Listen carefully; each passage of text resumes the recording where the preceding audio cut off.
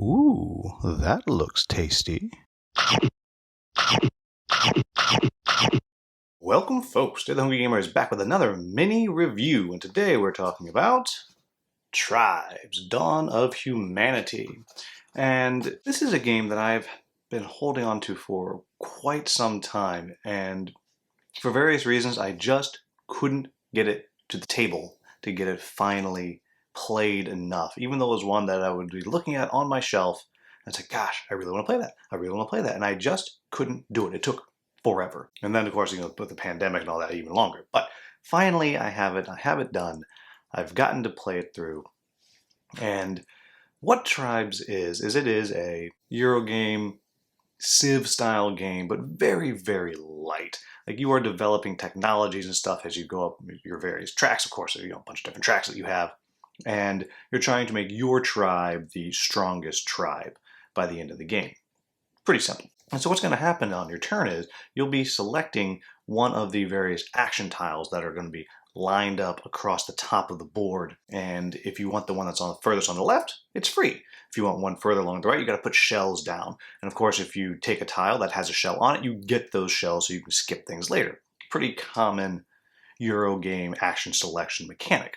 And that's really the core of the game. You'll be using those tiles to allow you to do a couple of things. You might do an exploration, which means you'll dig into the bag and you pull out a tile and you put that down on the board, and you'll be able to move your tribe's members around to control those different areas. And by controlling those different areas, it'll allow you to go up kind of the tech tree tracks that you have as well. Not really a tech tree, they're kind of straight ladders, straight lines, not much branching going on. That's pretty much what you're going to be doing. You have the 4 tracks that you're working on, and you'll be controlling larger regions of the board, and you'll be unlocking these different technologies that you have. And as you go through, you'll be flipping over event tiles, which for the most part will be some kind of negative thing that you have to deal with, though sometimes it's pretty good. And you'll be going through until the end of the game that whoever has the most bear teeth will be the winner. Bear teeth being points that you'll be getting as you're going through the game, doing all these civilization-style actions that you've come to know and love in a Civ-style game. So what do I like about this game? I like that it is fast, I like that it is simple, and it gives you a flavor of a Civ-style game with some exploration as you're digging into this sack of tiles to pull them out and kind of make your own little map and stuff that you're kind of moving around on. And that's very, very cool. I do like how that works. But what I like the most about it is the action selection.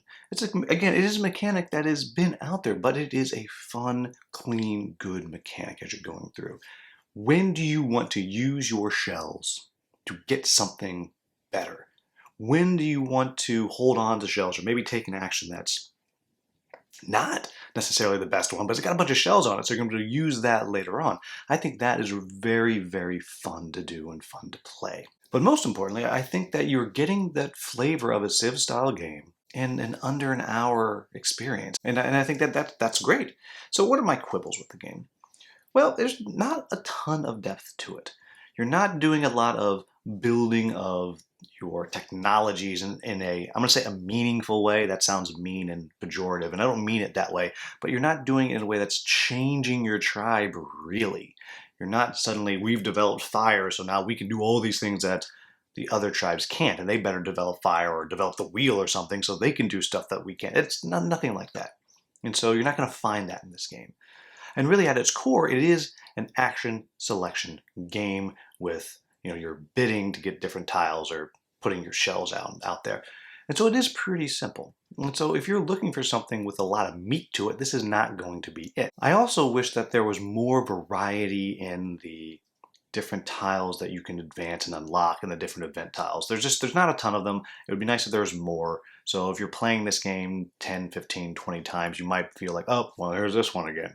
But, no, if you're playing a game 20 times, that's pretty good nowadays as far as the board game hobby goes. You're actually playing something 15 to 20 times. There you have it, folks. That is Tribes: Dawn of Humanity. I think this is a great entry-level Civ-style game.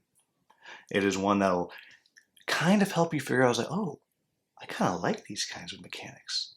Ooh, I kind of enjoy this type of game. Ooh, I think I want to play something bigger and heavier, and then you can kind of launch into that. And it's in a relatively small package, and it is a relatively small time commitment. So I think if you're looking for, I'm going to call it a gateway Civ-style game, then this is a good option, especially because it is fairly inexpensive and relatively easy to find right now. So there you have it, folks. That is Tribes, Dawn of Humanity. As always, if you found this video useful, please like, subscribe, and share. Thank you so much for watching. Have a wonderful, wonderful day.